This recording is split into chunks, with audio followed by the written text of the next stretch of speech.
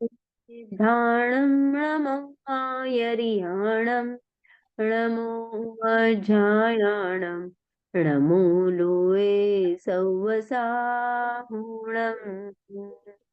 नत्वा जिनेन्द्रं गतसर्वदोषं सर्वज्ञदेवं हितदर्शकं च श्रीजैनसिद्धान्तप्रवेशिकेयं विरचते स्वल्पधियां हिताय। परम मांगलिक गोपाल दास जी बरैया कृत जैन सिद्धांत प्रवेशिका हम पढ़ रहे हैं। कल हमने स्थिति बंध की चर्चा की थी, याद है सभी को? उसको आज हम एक टेबल से देखेंगे जो कि 8वें अध्याय में है।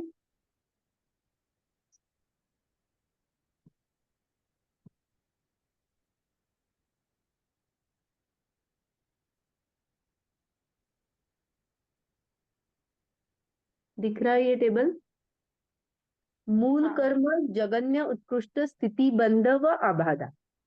तो ज्ञानावरण दर्शनावरण अंतराय की उत्कृष्ट स्थिति, अभी सभी में सागर में लिखा है इसीलिए अलग से सागर नहीं लिखा है। तो 30 कोड़ाकोड़ी सागर ये क्या है? उत्कृष्ट स्थिति है। और जगन्य स्थिति अंतर्मूर्त है। मोहनीय की 70 कोड़ाकोड़ी सागर और अंतर्मूर्त। वेदनीय की 30 कोड़ाकोड़ी सागर और 12 मूर्त। नाम और गोत्र की 20 कोड़ाकोड़ी सागर और 8 मूर्त। और आयु की 33 सागर। क्योंकि सभी टेबल सागर में है। ये हमने स्थिति देखा था। उसके अकॉर्डिंगली हमने आबादा कहा था। तो एक कोड़ा कोड़ी इज इक्वल टू 100 ईयर्स, ऐसा आबादा का कैलकुलेशन है। तो ज्ञानावरण दर्शनावरण अंतराय और वेदनीय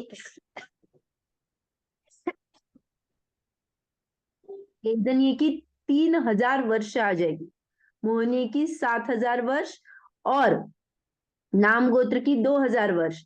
और आयु में कैसा रहता है? आयु का कैलकुलेशन अलग रहता है। अलग क्या रहता है? देखो, आयु की जब भी आबादा निकालते हैं ना, तो उसका कैलकुलेशन अलग क्यों होता है? क्योंकि लॉकिंग पीरियड एज सच नहीं होता है। तो लॉकिंग पीरियड एज सच माने अलग वाला ऐसा नहीं है। मैंने अभी क्या किया? आयु का बंद किया। तो इस भव में अभी जितनी बाकी मेरी आयु है वही अगले भव की आबादा बन जाएगी। ओके, मैंने अभी क्या किया?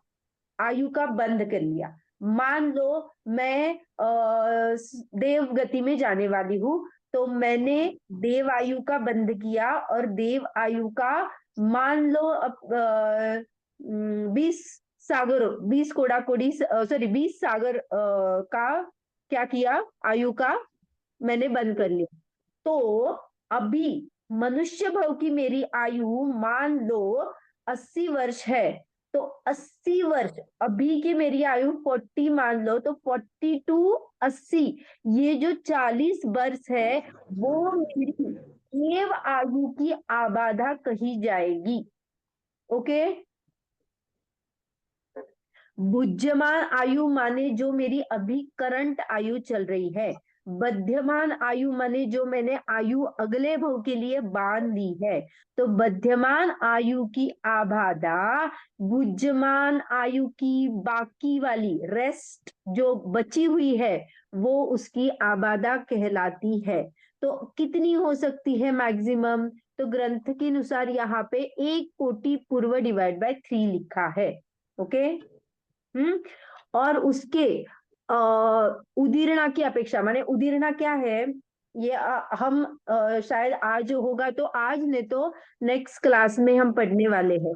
उदीर्णा इज ऐसा कुछ कर्म हो सकता है जो ऊपर था और वो क्या हो गया? डायरेक्ट नीचे आ गया और अभी उदय में आने वाला है। तो ऐसी अपेक्षा अगर कहेंगे तो वहां पे जघन्य में एक आवली और आवली बाय असंख्यात ऐसे लिखा है। अभी आप उसको ज्यादा हाईलाइट मत करो, छोड़ दो। लेकिन ये 1 कोटि पूर्व, पूर्व का कैलकुलेशन हमने कल नहीं देखा था। 1 कोटि पूर्व ये संख्यात है।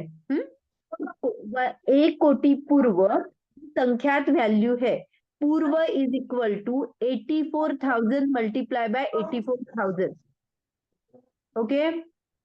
तो जैसे भोग भूमि की जगन्य आयु एक्चुअली असंख्यात कही जाती है, और जैसे जैसे कर्म भूमि आती है, माने जगन्य भोग भूमि टूवर्ड्स कर्म भूमि की और आती हुई जब रहती है, तब जो कर्म भूमि की पहली माने स्टार्टिंग की जो ये रहेगी, वो 1 कोटि पूर्व प्लस एक समय रहेगी, और वो वैल्यू संख्यात कहलाती है।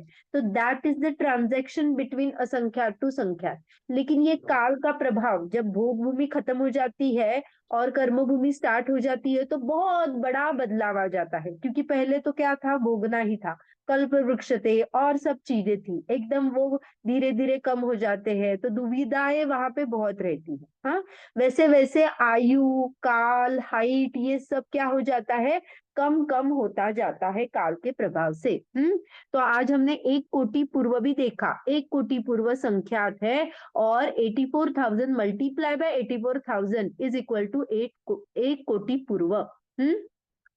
तो ये जो 1 कोटि पूर्व का है, वो आपको पता होना चाहिए, इसलिए बताया। कल हमने आ, हाँ देखिए, यहाँ पे स्थिति बंध का उत्कृष्ट का स्वामी भी बताया है और जघन्य का स्वामी भी बताया। स्वामी माने ऐसा कौन जीव रहेगा जो इसका बंध करेगा।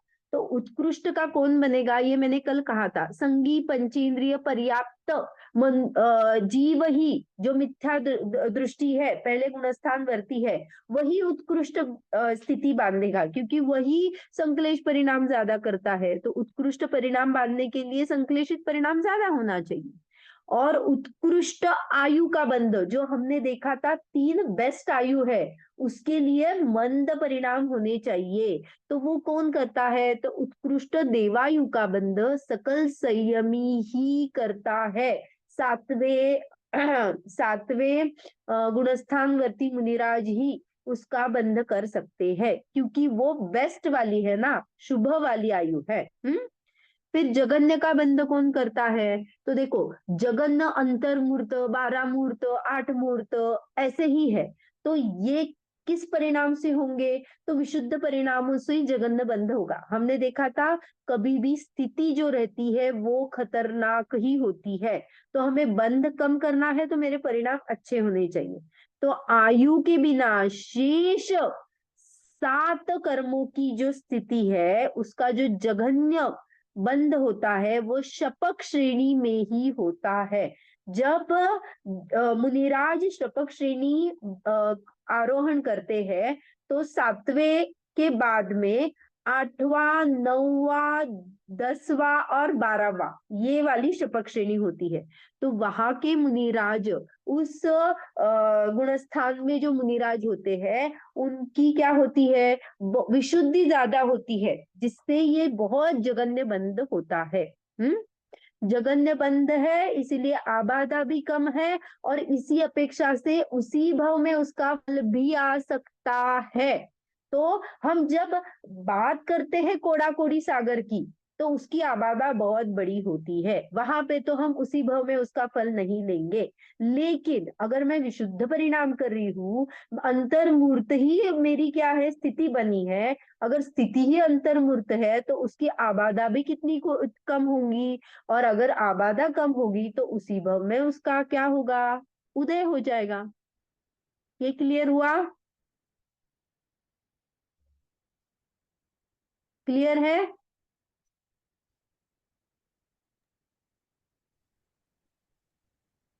हाँ दीदी। हाँ, वेरी नाइस। ये मैंने आपको बताया था, इतना ही देखिए, ये जो बाकी का है ना, वो ज्यादा मत पढ़िए।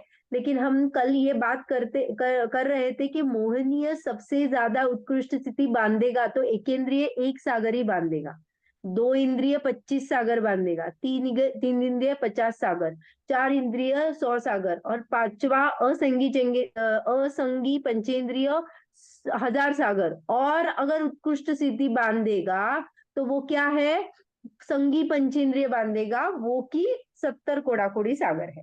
तो हमारे इंद्रिय क्षयोक्षम इससे भी डिपेंडेंट है। मेरे पास एक ही इंद्रिय है तो मैं कितना उस इंद्रिय से परिणाम संश्लेषित कर पाऊंगा, इसीलिए मेरा बंध भी कम होगा, माने उत्कृष्ट ही कम है मेरा, तो सभी ही उसके परिपेक्ष कम कम हो जाए। ओके, उत्कृष्ट स्थिति, ये भी हमने कल देखा था कि साता की 15 ही होती है, असाता की 30 होती है। ओके, या देखो, दर्शन मोहनीय की 70 है, लेकिन चारित्र मोहनीय के 16 कसाय की 40 है, फिर शुभ अशुभ है वो 20 वाली है, स्त्री वेद आदि जो राग वाली प्रकृतियां है वो 15 है, और पुरुष वेद आदि 10 है। माने उनमें भी वेरिएशंस पाए जाते हैं। एक 70 कोड़ा कोड़ी सागर मान लो तो उतनी ही नहीं मान लेना। क्लियर है कल का जो ये था। तो आज हमें क्या देखना है, ये अंतक कोड़ा कोड़ी सागर, ये हमें देखना है। ओके, ये देखो, कल का एक प्रश्न था आपका, आबाधा माने क्या होता है, जितने काल तक कर्म फल नहीं देता वो आबाधा है।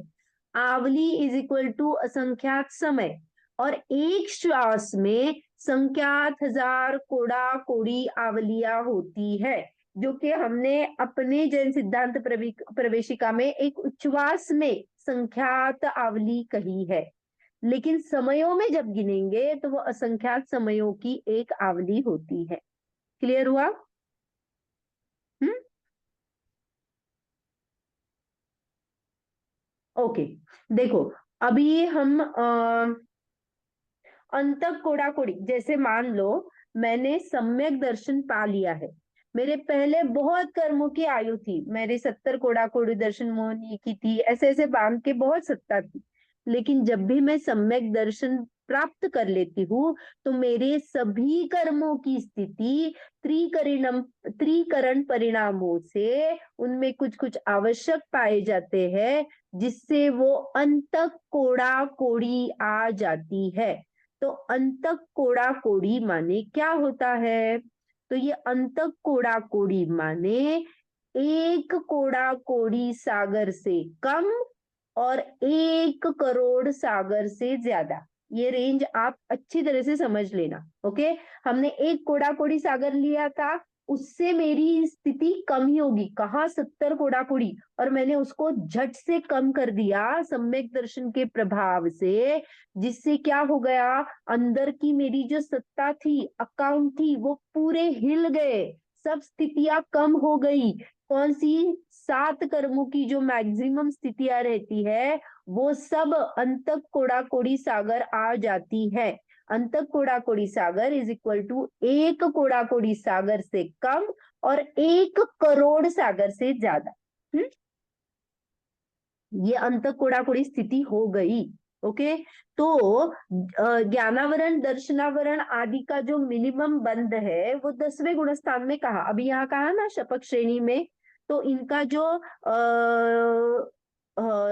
10वें गुणस्थान में क्यों कहा, क्योंकि मोह 10वें तक है, और एक्चुअली बोला जाए ना तो इनका बंध ज्ञानावरण दर्शनावरण अंतराय नाम गोत्र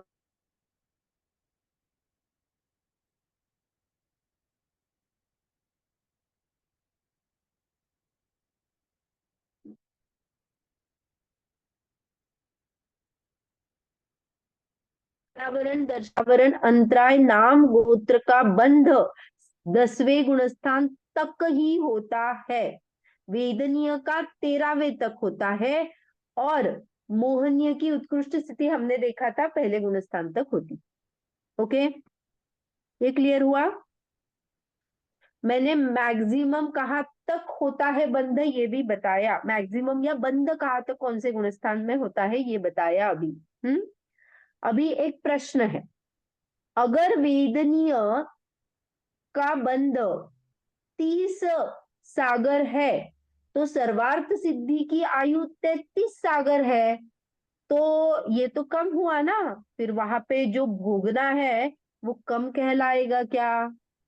ये प्रश्न है, किसी को आपको उत्तर देने की इच्छा है? अब आधा आयु में कम हो गया। फिर से एक बार अच्छी तरह से प्रश्न सुनिए। मैंने प्रश्न पूछा है कि वेदनीय जो स्थिति होती है वो 30 सागर है, और सर्वार्थ सिद्धि की जो उत्कृष्ट आयु है वो 33 सागर की है। तो यहाँ पे 30 सागर और यहाँ पे 33 सागर, तो वो 3 सागर क्या दुख रूप रहेगा? क्योंकि उत्कृष्ट स्थिति तो उतनी ही बताई है। तो इसका उत्तर आप क्या दोगे? टेक्निकल है बहुत, थोड़ा सा आप अच्छे से सुनोगे तो आपको पता चल जाएगा।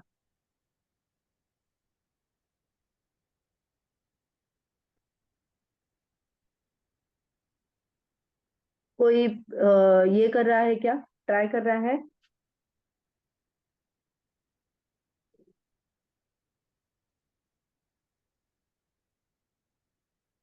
ठीक है, कोई बात नहीं। देखो, वेदनीय की उत्कृष्ट स्थिति 33 कोड़ा कोड़ी सागर है, 30 सागर नहीं है। 30 कोड़ा कोड़ी सागर और 33 सागर में कोड़ा कोड़ी का अंतर पाया जाता है। तो पहला तो ये है, वेदनीय की उत्कृष्ट स्थिति 30 कोड़ा कोड़ी सागर है। उत्कृष्ट सर्वार्थ सिद्धि में एक्चुअली 15 कोड़ा कोड़ी ही साता का उदय रहता है। ये हमने देखा था ना, साता हाफ रहती है असाता के बदले। तो एक्चुअली साता का उदय कितना रहेगा? 15 कोड़े को उत्कृष्ट ये बंध, तो 15 कोड़ा कोड़ी सागर रहेगा। ओके। और दूसरी एक बात कि प्रति समय बंध उदय ये श्रृंखला चलती जाती है। हाँ, लेकिन देव गति में भी 6th मंथ के लेटर अव्यक्त रूप से भी असाता वेदनीय का नियम से उदय आता ही आता है। 6 महीने के अंतराल के बाद एक बार असाता आएगी, फिर साता साता साता साता, फिर असाता साता साता साता, ऐसा चलता रहता है। ओके। लेकिन नरक में ऐसा नहीं है। नरक में आप असाता 33 कोड़ा कोड़ी सागर तक कंटिन्यूअसली भोग सकते हो, वहां पे ये नहीं हो सकता है। तो वहां पे मैक्सिमम 33 सागर तक कैरी फॉरवर्ड कर सकता है, लेकिन देवगति में 6 महीने के बाद एक बार तो वो चेंज होगी। कंटिन्यूअसली आता है तो एक बार असाता का उदय आता ही रहता है। हम्म। ओके। तो अगर ऐसा प्रश्न आ जाए कि मैक्सिमम जो असाता रहेगी उसकी उत्कृष्ट स्थिति कितनी होगी, तो एक्चुअली 33 सागर प्लस कुछ अंतर्मूर्त आ जाएगी। क्यों? क्योंकि मैं कौन सा जीव हूं? अभी कोई भी दूसरी गति का जीव हो, देव का नहीं मान लो, मनुष्य या तिर्यंच हूँ। तो मैंने क्या किया एक्चुअली, बहुत संश्लेषित परिणाम किए और 7वें नरक का मैंने बंद कर लिया। आयु के मरण के टाइम में जो 7वें नरक में जाने वाला जीव है, अभिमुख है, वो पहले भी और प्राप्त वहां पे जाने के बाद भी स्टार्टिंग के फेजेस में वो क्या रहता है? असाता का ही वेदन करता है। तो इसीलिए उसकी उत्कृष्ट स्थिति 33 सागर प्लस अंतर्मूर्त कही जाती है। ओके, ये एक विवक्षा है। हम्म। क्लियर है अभी तक? ज्यादा कुछ समझ में नहीं आ क्या नहीं समझ में आ रहा है? रहा। याद करना पड़ेगा सबको। नहीं, याद मत करो। देखो, मैंने क्या, पहले तो मैंने जो क्वेश्चन पूछा था उसमें मैंने एक मिस्टेक की थी क्वेश्चन में ही। वो थोड़ी वेदनीय और समझ में आ ने कहा था, एक्चुअली वेदनीय की उत्कृष्ट स्थिति 33, सॉरी 33 नहीं, 30 कोड़ा कोड़ी सागर है। इसी में कभी भी अरे कोई सागरों में नहीं है, कोड़ा कोड़ी सागरों में उत्कृष्ट स्थिति 10 मिनट का काम है, तुम भी बैठ जाओ गाड़ी में। के यहाँ से आवाज आ रही है तो प्लीज आपको आप खुद ही से ही अनम्यूट कर लेना, म्यूट कर लेना, और जब बोलना है तो अनम्यूट कर लेना। हाँ, तो मुझे कहना था कि ये याद रखना कि कोई भी उत्कृष्ट स्थिति कोड़ा कोड़ी सागर में है। 7 कर्मों की तो है। आयु कर्म की सिर्फ 33 सागर है। तो हम कंफ्यूज नहीं हो जाए, वेदनीय 30 सागर, तो मैंने गलत क्वेश्चन ही गलत कहा था कि वो 33 जो सागर सर्वार्थ सिद्धि भोगता है, लेकिन वेदनीय की स्थिति कोड़ा कोड़ी में होती है। तो कोड़ा कोड़ी कितना, 1 करोड़ मल्टीप्लाई बाय 1 करोड़, और वहां कहा वो 33 सिर्फ, तो उसके अंदर ही वो आ जाती है। ये मेरे क्वेश्चन में ही गड़बड़ थी, इतना ही आपको आइडेंटिफाई करना था बस, बाकी उसका कुछ भी टेक्निकल नहीं है। और मैंने एक फैक्ट बताई, देवों में कंटिन्यूअस साता का उदय नहीं रहता है, एक 6 महीने के बाद एक बार असाता का उदय आता ही आता है। लेकिन नरक में ऐसा नहीं होता है, नरक में कंटिन्यूअस असाता का उदय आता है, और असाता का उदय पूरा, हमारा 7वें नरक में 33 सागर की आयु है, तो पूरा असाता चल रहा है। लेकिन ऐसा भी नियम से होता है कि वो जब आयु खत्म करेगा तो भी असाता ही होती है, और दूसरे जन्मने के माने जहाँ पे जन्मेगा वहां पे भी असाता ही होती है। तो कुछ अंतर्मुहूर्त हमने उसमें बढ़ा दी, एक अंतर्मुहूर्त बढ़ा दिया, क्योंकि वो कंटिन्यूअसली असाता चल रही इस अपेक्षा से। अभी क्लियर हुआ?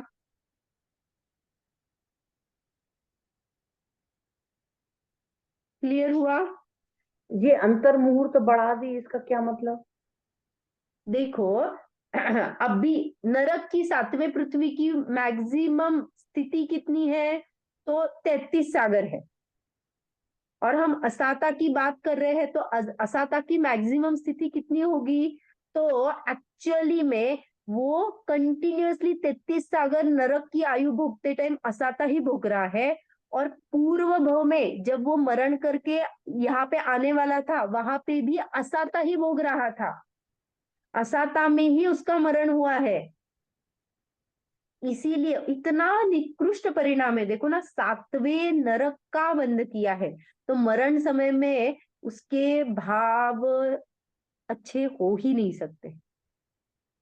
वो हम बोलते हैं ना, चेन, जहां में मैं जाने वाली हूं वैसे पहले पहले पहले की पर्याय आती है। तो ऐसा हम रिवर्स इंजीनियरिंग करेंगे, पीछे पीछे पीछे जाएंगे, तो 7वें नरक वाला जीव मरण समय में कैसे शुभ भाव कर सकता है? तो डेफिनेटली वो असाता ही भुगता होगा। इसी तर्क से हमने ये कहा कि असाता मैक्सिमम क्या होती है, 33 सागर प्लस अंतर्मूर्त होती है। अंतर्मूर्त क्यों लिया, यहाँ का कुछ और यहाँ का कुछ ऐसे मिला के अंतर्मूर्त के बीच में, क्योंकि उसके भी बहुत भेद रहते हैं, कोई एक फिक्स वैल्यू नहीं है ना, तो उसके बीच में उसकी रेंज आती है, क्योंकि वो मरण के टाइम में भी असाता ही भोगता है। तो कंटिन्यूअसली असादा उसने कितनी भोगी, ये मैंने बोला। हम्म। देवों में कितना असता कितनी होती है समय? बहुत कम होती है। देखो ना, देव गति हमें पुण्य भोगने के लिए ही मिली है, लास्ट के 6 महीने छोड़ दो, वहां पे होता होगा, क्योंकि उनकी क्या हो जाती है, वो माला मुरझाती है, फिर उनको पता चल जाता है कि अरे मेरा मरण होने वाला है, फिर उनको अवधि ज्ञान भी है, अगर पता चल गया कहाँ होने वाला है तो वहां पे वो भुगते हैं। लेकिन नॉर्मल लाइफ में इतने सागरों की आयु है, लेकिन उसमें भी अगर 6 महीने के बाद असाता का उदय आता ही आता है, बहुत कम टाइम के लिए होता है, निग्लिजिबल है, हम पकड़ नहीं पाते हैं उसको, ऐसा बहुत कम टाइम के लिए आता है। लेकिन फिर जैसा वापस साता होता है। मैक्सिमम असता। साता का ही होता है ना, देव गति में साता ही है, आप सिर्फ हाँ भोगो हाँ। भोगो, और नरक में सिर्फ असाता ही है, आप सिर्फ भोगो भोगो भोगो, कौन सी अपेक्षा से, दुख को भोगो, और वहां पे सुख का भोगो, ऐसा है वहां। तो देवों को अवधि ज्ञान होता है। जन्म से होता है, हमने देखा था, भव प्रत्यय अवधि ज्ञान होता है उनको, उस भव का स्पेशल मिला है उनको। नरकों में भी अवधि ज्ञान है, भव प्रत्यय अवधि ज्ञान है। ठीक। ठीक है। तो हम अभी बात जो कर रहे थे कि अंतक कोड़ा कोड़ी सागर, तो मैंने प्रथमोपशम सम्यक करने के बाद सभी कर्मों की स्थितियां क्या कर दी, अंतक कोड़ा कोड़ी कर दी। अंतक कोड़ा कोड़ी माने क्या कहा था, 1 कोड़ा कोड़ी सागर से कम और 1 करोड़ सागर से ज्यादा।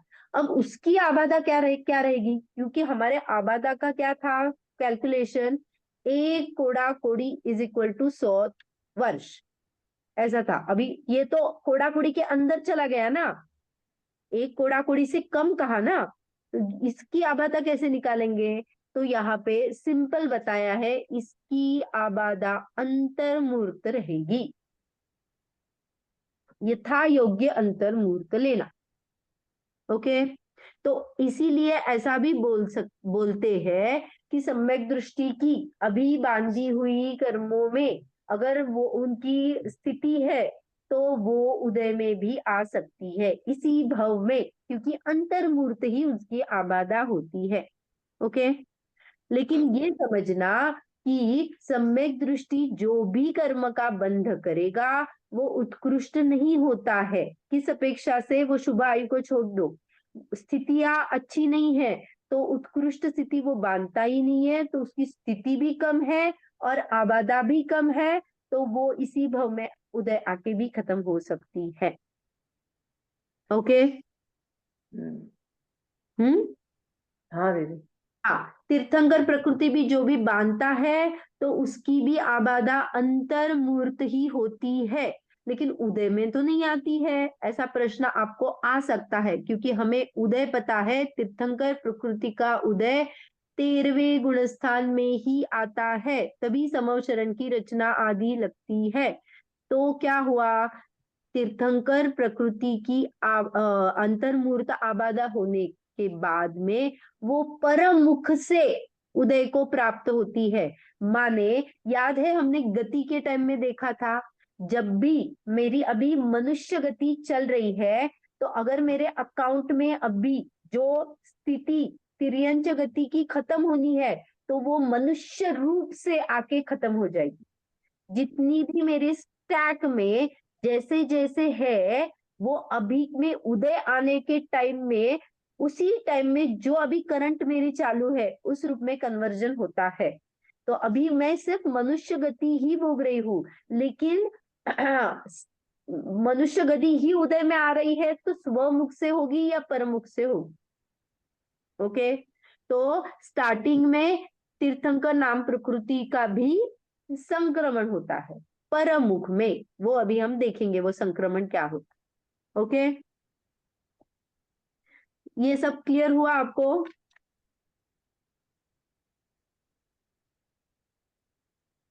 एक प्रश्न है आबादा के बारे में। हाँ, अभी कर्म का उदय, सॉरी,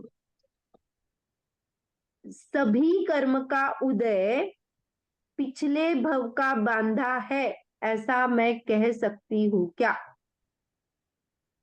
नहीं।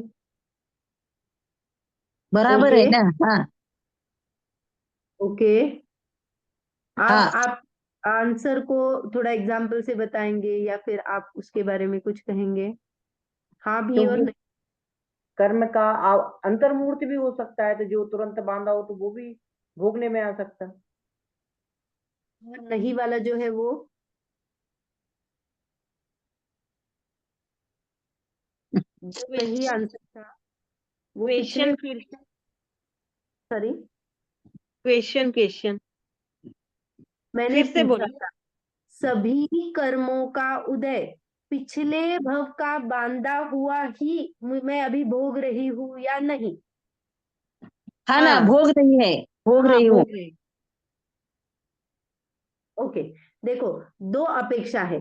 एक तो पिछले भव में जो मनुष्य गति मैंने बांधी थी उसी का उदय अभी चल रहा है, तो हाँ आयु की अपेक्षा उत्तर यस है। दूसरा, सम्यक दृष्टि की अपेक्षा भी उत्तर सही है, जो कि आपने बताया था कि अंतर्मूर्त के बाद में ही उसका अगर आबादा खत्म होने वाला है तो हम उसको भी भोग रहे हैं, जो कि सही बात है।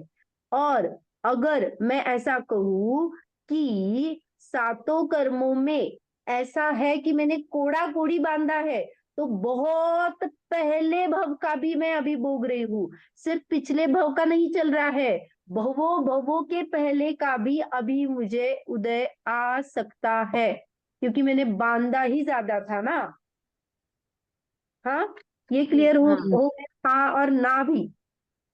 हाँ तो असंख्यात पूर्व के जो कर्म मैंने बांधे हैं वो भी अभी उदय में आ सकते हैं, सिर्फ पिछला वाला नहीं। अगर सिर्फ पिछला वाला लेना है तो एक तो सम्यक दृष्टि की अपेक्षा से हो सकता है या आयु की अपेक्षा हो सकता है। ओके। दीदी एक भाव में पूरे कर्म नहीं काट पाते। नहीं। ना बांधते ही हम देखो ना, उत्कृष्ट स्थिति बोली है, ज्ञानावरण और मिथ्या दृष्टि ही बांधता है संगी पंचेंद्रिय पर्याप्त, जो कि हम सब है। तो हमें तो जानते इस भाव में मतलब पुराने पूरे नहीं कटेंगे, बचा ही लेंगे। बिल्कुल सही बात है। हाँ, देखो पहले तो हम स्त्री पर्याय में आए, तो यहाँ से तो मैं अभी मुनि दशा प्राप्त कर सकती हूँ क्या? तो नहीं कर नहीं। सकती। हाँ, आर्य का आदि कर सकती हूँ, लेकिन अभी मुनि दक्षा लेके केवली शुद्ध केवली के पादमूल में जाऊं और वहां से ही मुझे विरक्ति हो जाए और मैं एकदम डायरेक्ट से मोक्ष चली जाऊं, ये तो रास्ता अभी बंद है, ये सभी को दिखता है। हम्म हम्म। तो ये तो रास्ता अभी का नहीं है ना, तो आगे के भाव में हो सकता है, उसके आगे के भाव में हो सकता है, वी नेवर नो कब होगा।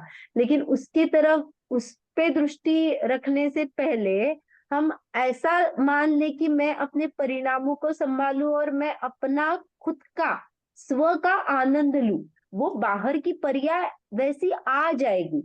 हम अगर ध्रुव दृष्टि करेंगे, मेरे आत्मा का वेदन करेंगे, तो बाह्य में जो भी होने वाला है वो वैसा परिणमन हो जाएगा। पर्यायों पे दृष्टि रख के कभी भी मोक्ष नहीं जा सकते, हमें द्रव्य दृष्टि करनी पड़ेगी। अखंड अभेद ये मैं स्व, इसका ही हमें वेदन करना पड़ेगा।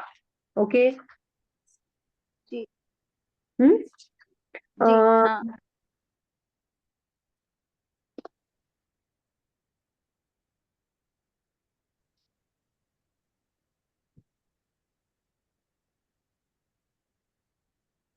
ओके।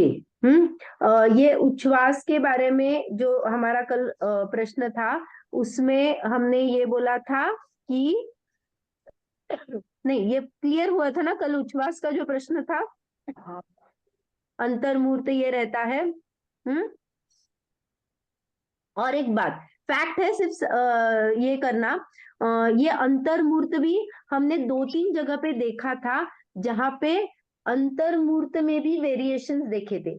एक बार पर्याप्ति देखी थी, याद है? उसमें आहार पर्याप्ति का अंतर्मूर्त अलग था, शरीर पर्याप्ति पूर्ण होने का अंतर्मूर्त अलग था, ऐसे बढ़ता बढ़ता जाता था और पूरा कैलकुलेट करने के बाद भी अंतर्मूर्त ही था। तो अंतर्मूर्त के बहुत सारे भेद है, इसीलिए जब भी जिनवाणी में कथन आता है तो यथा योग्य अंतर्मूर्त लेना, ऐसा बताया जाता है। ओके। जो 5 लब्धि पूर्वक जो करण करण लब्धि होती है, वहां पे भी अदप करण, अपूर्व करण और अनिवृत्ति करण के परिणाम होते हैं, वहां पे भी अंतर्मूर्त अंतर्मूर्त अंतर्मूर्त ही बताया है। लेकिन पहले से दूसरा अंतर्मूर्त ज्यादा है, सॉरी, पहला ज्यादा है, अधकरण का काल ज्यादा है, उससे अपूर्वकरण का काल कम है, और उससे अनिवृत्ति करण का काल कम है। तो वहां पे ऐसे कम कम कम कम होता जाता है काल, लेकिन सभी का बोला गया है अंतर्मूर्त ही। तो हमें ये क्रम भी समझना है, जैसे हमने पर्याप्ति में बहुत अच्छे तरह देखा था, पहला अंतर्मूर्त शॉर्ट है, उसके बाद बड़ा है, बड़ा है, बड़ा है, बड़ा है, बड़ा है, और मन पर्याप्ति में अंतर्मूर्त बड़ा होता है और पूरा मिला के भी अंतर्मूर्त ही कहा जाता है। वैसे ही 6वें गुणस्थान और 7वें गुणस्थान जो मुनिराज झूलते रहते हैं, उनमें भी यही बताया जाता है। 7वें का काल माने 6-7वें का काल में अंतर्मूर्त का ही वो टॉगल है, लेकिन 7वें गुणस्थान के काल से 6ठा गुणस्थान डबल होता है, माने काल वो जितना ड्यूरेशन वो 7वें में रहते हैं, उसके डबल 6ठवें गुणस्थान में वो काल व्यतीत करते हैं, इतना देर वहां रहते हैं, लेकिन बीच बीच में वो आत्मा का अनुभव करते रहते हैं, इसीलिए उनको झूलते 6-7वें में झूलते मुनिराज कहा जाता है। ओके, क्लियर हुआ? आगे अनुभाग बंध। अनुभाग बंध किसे कहते हैं? कर्मों की फल देने रूप हीनादिक शक्ति को अनुभाग बंध कहते हैं। एकदम सिंपल परिभाषा। हमने पोटेंसी देखी थी, या फिर दूध, दूध भैंसे का दूध और गाय का दूध, जिसमें ज्यादा पोटेंसी होती है या फल देने की शक्ति किसमें ज्यादा होती है? जिसका मक्खन ज्यादा निकले। मक्खन किसका ज्यादा निकलता है? तो भैंसे का दूध का ज्यादा निकलता है। तो अनुभाग किसका ज्यादा है? तो भैंसे का दूध का अनुभाग ज्यादा है गाय के दूध से। इससे हम अनुभाग बताते हैं। वैसे हमने आपको पिछले बार में जो अनुभाग की चर्चा की थी हमने कषायों से, तब मैंने पूरा क्लियर कर दिया था। लता, दारू, अस्थि, शैल, गुड़, खांड, शर्करा, अमृत, नीम, कांजीर, विष, हलाहल, ये सभी पैरामीटर्स अनुभाग ही बताते हैं। क्लियर है?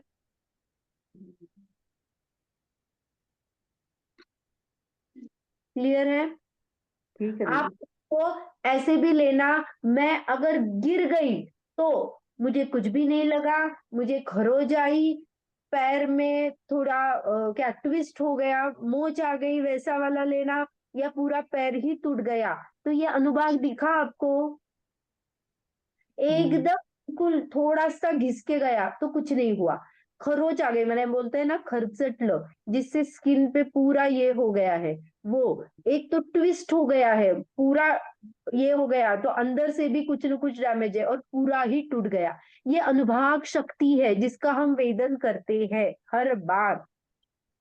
किसी को कम बुखार में भी ये लगाना, कम बुखार ज्यादा पुकार, ये फलदान शक्ति होती है। ओके? हाँ दीदी। इसके आगे प्रदेश बंध। प्रदेश बंध किसे कहते हैं? बंधने वाले कर्मों के परमाणुओं के प्रमाण को, परिमाण को प्रदेश बंध कहा। माने कितने मैं अट्रैक्ट करती हूँ, नंबर ऑफ परमाणु मैं लेती हूँ इस प्रदेश बंध। एक समय में कितने परमाणु मैंने ले लिए तो ये प्रदेश बंध कहलाएगा। ठीक है? तो चारों चीजें हमारे हो गई, प्रकृति बंध, स्थिति बंध, अनुभाग बंध और प्रदेश बंध। मैंने क्या किया, एक समय का मोक्ष मार्ग प्रकाशक में एक बहुत अच्छा ये आया है पेज नंबर 30 पे, जिस जीव को प्रति समय अनंत परमाणु बनते हैं, देखो उसने क्या किया, अनंत परमाणु बांधे, वहां एक समय के बंधे हुए परमाणु आबादा काल को छोड़कर अपनी स्थिति के जितने समय हो उनमें क्रम से उदय में आते हैं, तथा बहुत समय में बंधे परमाणु जो कि एक समय में उदय आने योग्य है, वे एकत्रित होकर उदय में आते हैं। उन सब परमाणुओं का अनुभाग मिलकर जितना अनुभाग हो जाता है उतना फल उस काल में उत्पन्न होता है, तथा अनेक समयों में बंधे परमाणु बंध समय से लेकर उदय समय पर्यंत कर्म रूप अस्तित्व को धारण कर जीव के संबंध रूप रहते हैं। पेज नंबर 30 में ये लिखा हुआ है। मैंने परमाणुओं को ग्रहण किया, फिर आबादा तक रखा, फिर उसके बाद में उदय काल में जितने जितने आ रहे हैं, देखो आने के बाद मैंने प्रकृति में सब बंटवारा कर दिया था, याद है?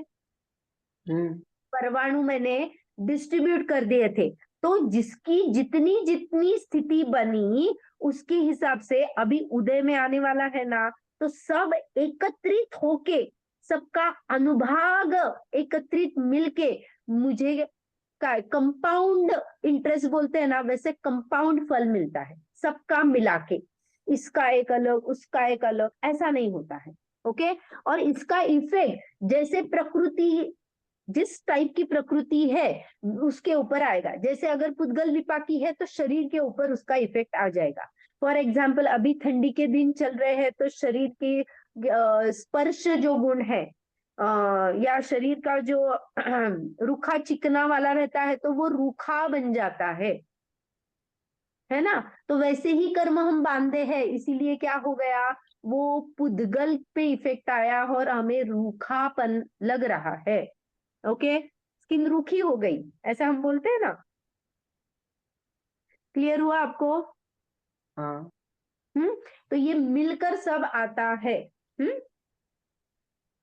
अब हम देखने वाले हैं मेजर पार्ट, क्या है, कर्मों की विभिन्न अवस्थाएं। इसमें से कुछ कुछ हमने की हुई है, जो कि एग्जाम्पल हमने पिछली बार बंध, उदय और सत्ता देखा था। बंध में क्या कहा था, कर्म आत्मा का एक क्षेत्रावगाह जो भी होता है, कर्म और आत्मा का एक क्षेत्रावगाह जो होता है संबंध, वो बंध है। यहाँ पे आया है क्या बंध?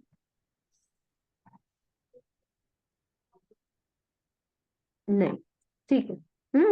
फिर सत्ता हमें सत्ता किसे कहा था कि बंधे हुए कर्म की प्रकृति जब तक उदय में नहीं आती है तो वो क्या रहती है, सत्ता में रहती है। ओके, ये हमने दोनों को देखा था। और उदय किसको देखा था, कर्म की स्थिति पूरी होने के बाद उदय चालू हो जाता है। स्थिति के अनुसार फल देने को उदय कहते हैं। मेरी स्थिति खत्म हो गई तो मैं उदय में आ गई। ओके, प्रत्येक निषेक वो क्या हो जाता है, उदय को आ जाता है।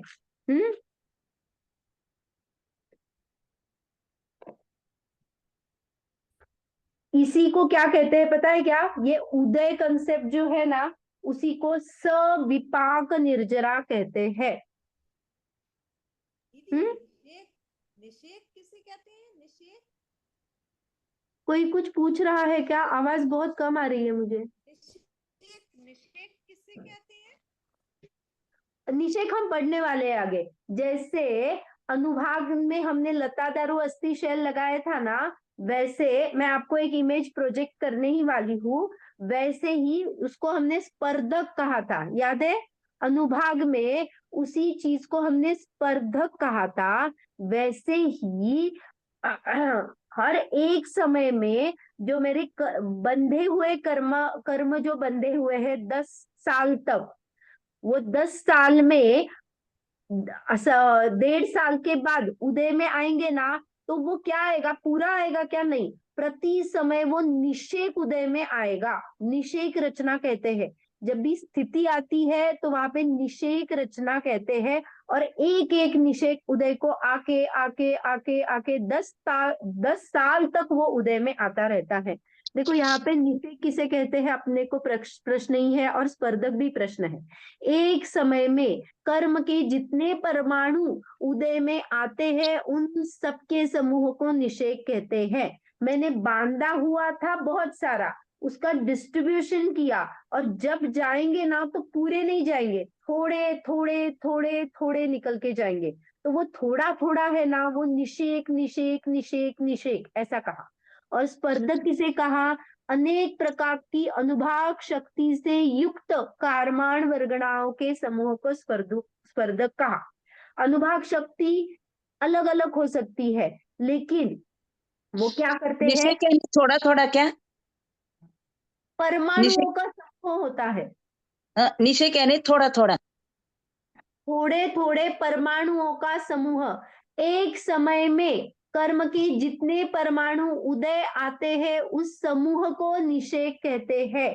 कर्म परमाणु जितने बाहर चले जाते हैं, उदय को प्राप्त हो जाते हैं, उसे निषेक कहा। मान लो हम कोई पिक्चर की टिकट लेने के लिए क्या करे हैं हम, लाइन में लगे हैं, तो जिसका नंबर हो जाएगा वो चला जाएगा ना, का नंबर टिकट लेने के बाद वो चला जाएगा ना। तो हमने क्या किया था, पहले तो ये जो लाइन थी, जो जितने सारे परमाणु आए थे वो सब में डिस्ट्रीब्यूट किए थे। तो जब भी वो बंदा जाएगा तो उसके साथ में जितने परमाणु वो, एक अभी लाइन में एक ही लेंगे, लेकिन वहां पे थोड़ी एक रहता है, कर्म माने बंच ऑफ परमाणु रहते हैं। तो वो बंच ऑफ परमाणु जैसे उदय को प्राप्त हो जाते हैं, दैट इज निषेक। और वो निषेक चला जाता है, तब जो बंच ऑफ अनुभाग उदय में आता है, दैट इज स्पर्धक। परमाणु चले गए, दैट इज निषेक, और जो अनुभाग देखे गए, जिस अनुभाग शक्ति से वो चले गए, उसे स्पर्धक कहा गया है। दोनों प्रश्न आपके सामने है स्क्रीन पे। दीदी अनुभाग वाला फिर से समझाओ, वो चले गए, वो निषेक पता चला। अरे मैंने अभी बताया ना, जैसे अनुभाग शक्ति में अगर मुझे खरोच ही आनी है तो उसकी पूरी सबकी माने जो मुझे मिलने वाला है आउटपुट, वो सिर्फ खरोच पे निकल गया, उदय सिर्फ खरोच ही आ गई, तो उसकी अनुभाग शक्ति कम थी। जो परमाणु उदय को प्राप्त हो गए, चले गए, उनका अनुभाग कम था। अनुभाग कम था माने क्या, उन्होंने सिर्फ मुझे खरोच ही दी। अगर बहुत अनुभाग था तो मुझे वो पूरा हाथ तोड़ देते, मेरा पैर तोड़ देते। अनुभाग शक्ति इज फलदान शक्ति। तो बाकी तो अंदर रहेगा ने वो कर्म का उदय, इसीलिए कर्म बोला का ना, उदय पूरा नहीं आया ने, थोड़ा ही आया। इसीलिए वो प्रति समय परमाणु निकल जाते हैं और हमें प्रति समय उसका फल मिलता रहता है। ऐसे कितने साल तक रहेगा, जितनी हमारी स्थिति रहेगी, कोड़ा कोड़ी। तो हर समय में वो निषेक आ रहे हैं, लेकिन सब मिला के आ रहे हैं, सब प्रकृति के मिला के आ रहे हैं। ओके, ये निषेक रचना अलग अलग प्रकृति की अलग अलग बनती है, क्योंकि हर एक की स्थिति अलग होती है। हमने एक साथ बांधे हैं, मैंने एक समय का परिणाम किया, तब अनंत परमाणु आए, लेकिन उसमें भी स्थिति बंधी, तो ज्ञानावरण की कितनी बन सकती है, मैक्सिमम 30 कोड़ा-कोड़ी सागर बन सकती है। वही मोहनीय की 70 कोड़ा-कोड़ी सागर बन सकती है। तो डिस्ट्रीब्यूशन अलग अलग हुआ ना, और हर एक की निषेक रचना बन गई। और जब उसका टाइम आएगा, तब जो सारे निषेक टाइम के लिए बने हैं, वो सब मिलजुल के उतने परमाणु उदय को प्राप्त हो जाएंगे और मुझे अपना अनुभाग देके जाएंगे, उसका मिला जुला के। वही मैंने पढ़ा ना, देखो तथा बहुत समय में बंधे हुए परमाणु, जैसे अभी किसी ने मेरे एक परिणाम से, पहले समय के परिणाम से मैंने कुछ परिणाम किए जो कि 10 साल तक होने वाले हैं, दूसरे समय के परिणाम किए वो 8 साल तक होने वाले हैं, तो इन दोनों का कुछ ना कुछ तो ओवरलैप होगा ना। तो अनेक समयों में बद्धे परमाणु का भी एक साथ कहीं ना कहीं तो क्लैश होगा, और सबका बंच मुझे मिलेगा ना, उदय में आएगा ना।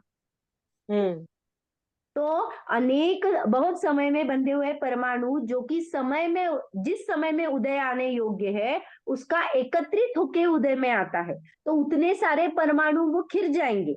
हाँ, और उस समय में जो अनुभाग, इसका कितना था, इसका कितना था, इसका जोड़ मिला के मुझे एक अनुभाग मिल जाएगा। अभी क्लियर हुआ सभी को? हाँ। हाँ, तो अभी हम उदय की चर्चा कर रहे थे। उदय में हमने क्या कहा था, स्थिति के अनुसार कर्म के फल देने को उदय कहते हैं।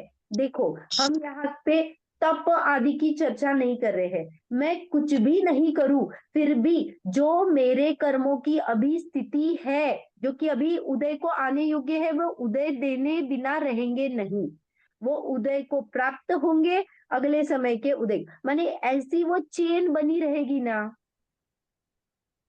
हाँ।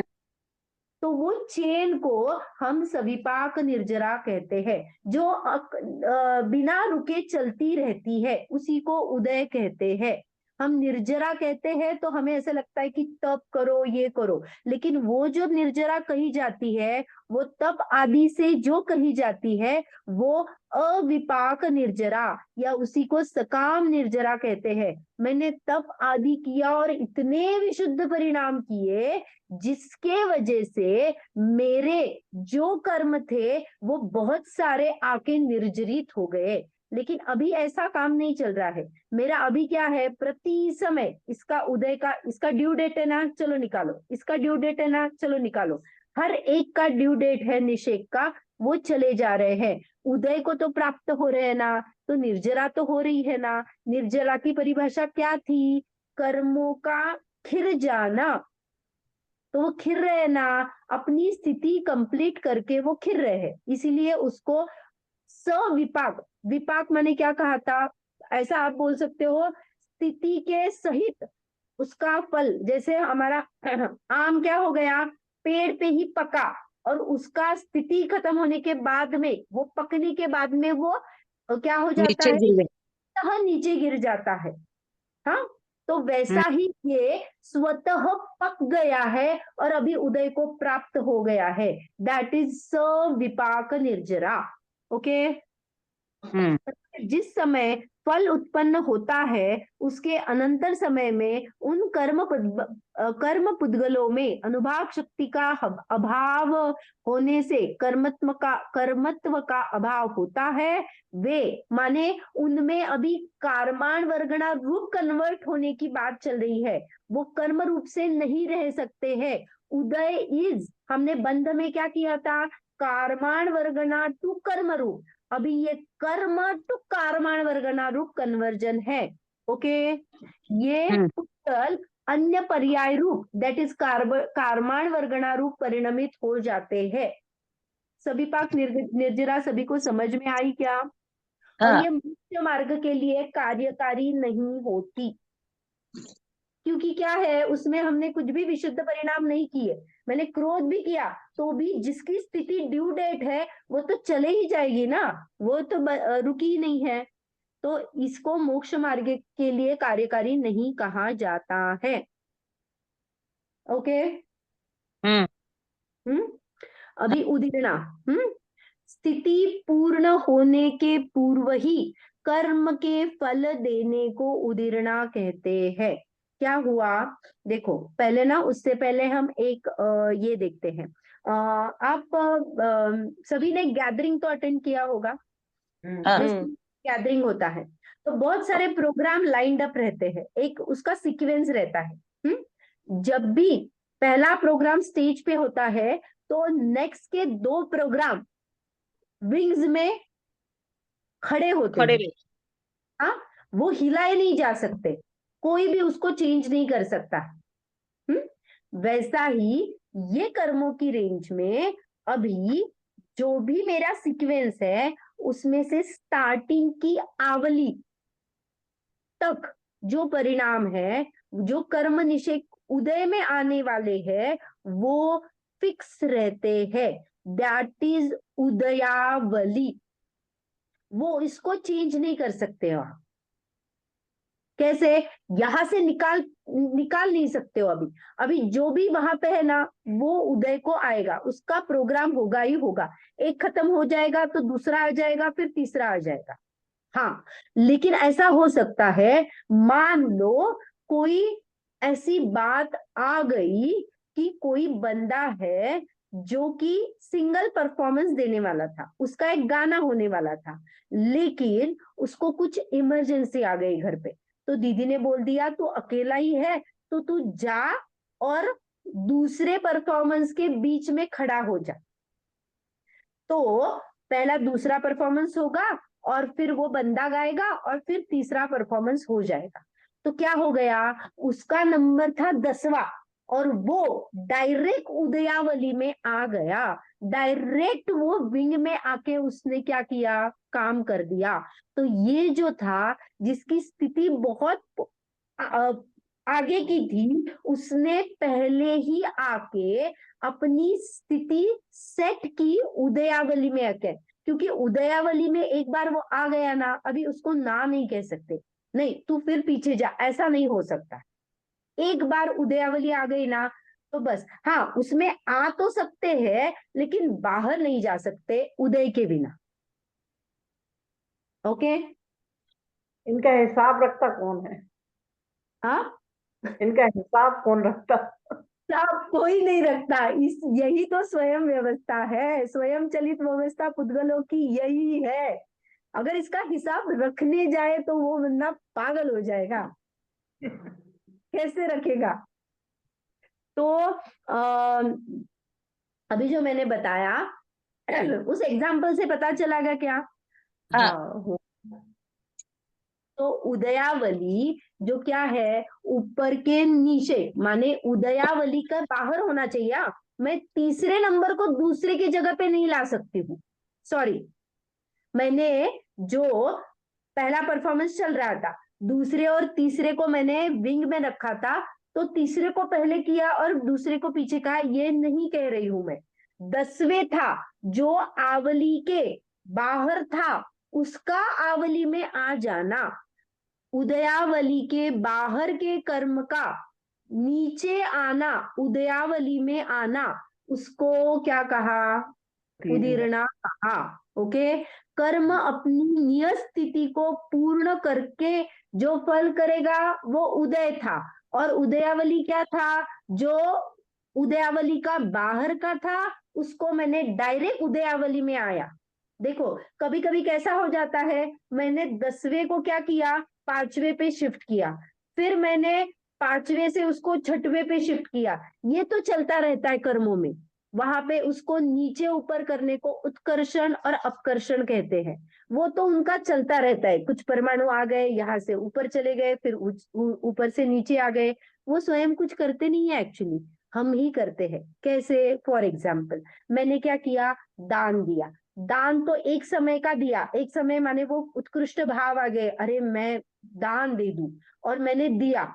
फिर मैं क्या आ गई? बाहर आ गई, और फिर मेरे परिणामों में क्या चला? अरे यार इतना ही क्यों दिया, ज्यादा देती तो, अरे यहाँ पे देना ही नहीं चाहिए था।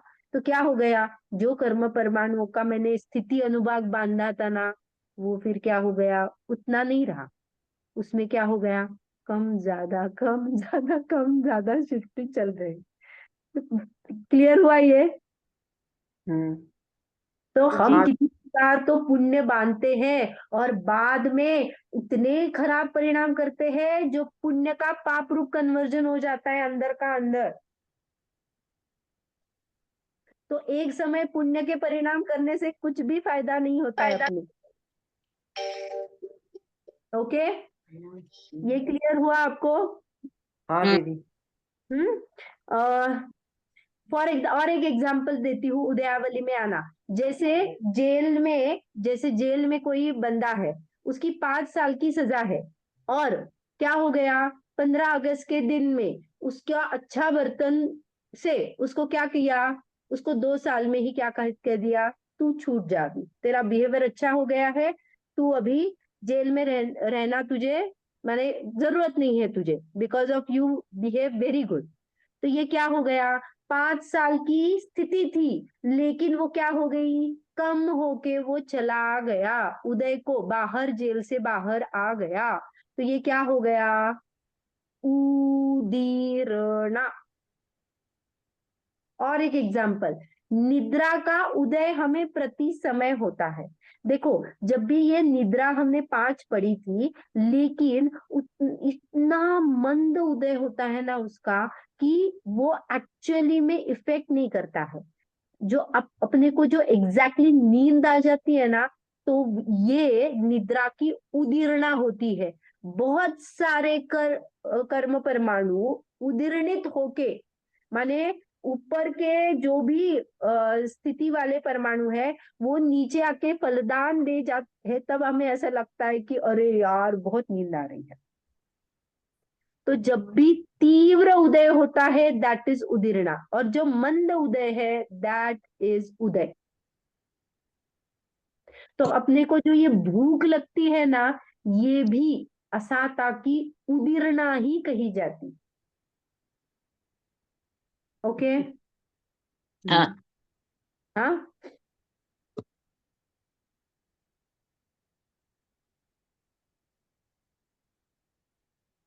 ओके। फिर से मैं ये करती हूँ, जो कर्म स्कंद अपकर्षण उत्कर्षण बिना स्थिति को प्राप्त होकर अपना फल देते हैं, वो उदय है। माने वो डायरेक्टली उदय हो गए, और स्थिति ज्यादा होने पर उदय आके क्या हो गया? मैंने पहला नंबर लिया, समय से पहले मैं आ गई, दैट इज उदीर्णा। हाँ। हम्म। और प्रायः जो आयु को छोड़ के, आयु एक एक्सेप्शनल चीज है, सातों कर्मों की जिसका जिसका उदय होता है उसकी उदीर्णा होती ही रहती है। कुछ न कुछ ऊपर ऊपर के परमाणु उदय के साथ में मिल के हमें फल देके चले जाते हैं। इसीलिए मोक्ष मार्ग प्रकाशक में ऐसा कहा है, प्रायः 7 कर्मों में उदय के साथ उदीर्णा होती ही रहती है। ओके। हम्म ओके, तो ये अपना टॉपिक यहाँ पे उदीर्णा के कुछ कुछ ये भी है, लेकिन वो अब नेक्स्ट इसमें करेंगे। अभी तक किसी को कुछ चैलेंज है उदीर्णा तक? नहीं। अभी हमारा देखो इसके आगे क्या क्या होने वाला है सिर्फ बताती हूँ। हाँ, उदीर्णा हमने उपशमना देखा था, लेकिन उसमें थोड़ा सा डीपली देखना है। तो उपशम हमने दबाने को कहा था, याद है? हमने एक बार कहा था कि जो फिटकरी से हमने जल को शुद्ध किया, लेकिन हाँ जल शुद्ध ऊपर का हुआ, नीचे की गंदगी वहीं पे मौजूद है, तो वो उपशम रहा। जैसे स्प्रिंग को मैंने दबाया है, हाँ, कुछ देर तक क्या होगा, उसका उदय नहीं आएगा, लेकिन मैं उसको जब छोड़ूंगी, और छूटेगी कभी ना कभी, इतने देर तक मेरी स्टेबिलिटी नहीं है उसको रुका के रखने की, तो जब छोड़ूंगी तो उसका उदय चला ही आएगा। That is उपशम। उपशम के बाद में उसके 2 भेद है, अंतःकरण और सदवस्था, वो भी हम देखेंगे। फिर क्षय, क्षय माने क्या है, पूरा ही मैंने डिलीट कर दिया। जो हम बोलते हैं ना, अरहंत भगवान ने चारों घाती कर्मों का क्या किया है, क्षय किया है, माने उनको उदय ही नहीं आ सकता, सत्ता से पूरा डिलीशन है उनकी।